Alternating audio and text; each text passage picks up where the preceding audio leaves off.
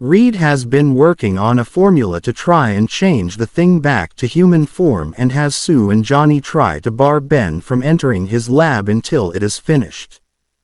This leads to a fight between Ben and the others. Fed up with being kept in the dark, the thing puts on his coat and hat and leaves the Baxter building. Worried about Ben, Sue turns invisible and follows after him to make sure nothing bad happens to him. However, the thing soon becomes aware that Sue is following him and tells her to leave him be.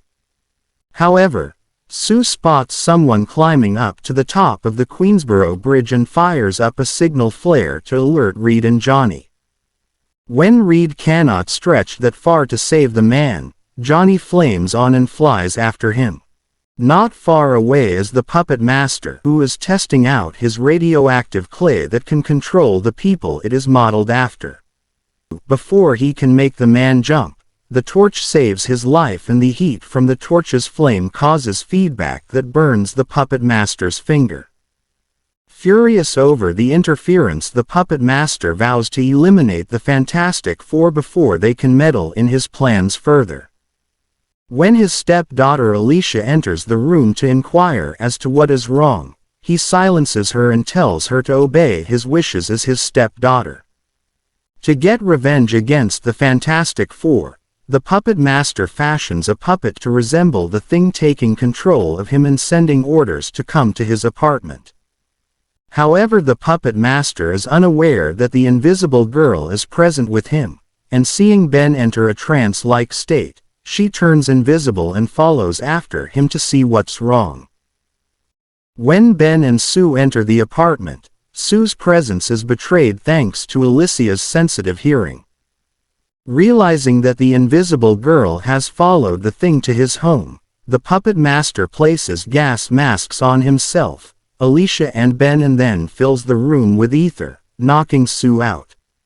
Seeing a resemblance between Sue and Alicia, he disguises Alicia as the invisible girl and orders her to accompany the mind-controlled thing back to the Baxter building so the Fantastic Four will fall for his trap even more.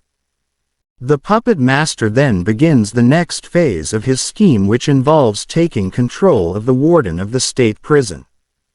When Ben and Alicia arrive at the Baxter building, both Johnny and Reed are unaware of the trap until Ben suddenly starts attacking them. However, the battle quickly ends when the thing slams into Reed's chemistry experiment, dousing himself in chemicals that revert him to human form, thus freeing him from the puppet master's control. Back in human form, Ben explains everything that happened and Alicia finds comfort in Ben. At first she finds him different, but he suddenly reverts back into the thing and instantly recognizes him by the touch. Ben is depressed by the fact that the only woman who would be interested in him in his monstrous form just happens to be a blind woman. Meanwhile, the warden at the state prison is ordered by the puppet master to free all the prisoners there, instigating a massive jailbreak. Waking up from the ether, Sue tries to flee the apartment, but the creaky floorboards give her away. The puppet master uses a puppet of Sue to trip her up, but she still manages to fire off a flare signal to alert the Fantastic Four of her location. Soon Ben, Reed, Johnny and Alicia arrive on the scene. While the male members of the group are held at bay by the puppet master's robotic puppet, the group saves Sue, but the puppet master gets away. They then hear news reports of the prisoners trying to break out of the state prison and rush to the scene to stop the prisoners from escaping. With their superior powers, the Fantastic Four are easily able to stop the prisoners from escaping. Meanwhile, the puppet master returns to his apartment to try and utilize a puppet of himself that he believes will make him king of the world. However, before he can use the puppet, Alicia tries to stop him, knocking the puppet from his hand. Lunging for Alicia, the puppet master trips over the puppet and goes crashing out the window, down into the street below.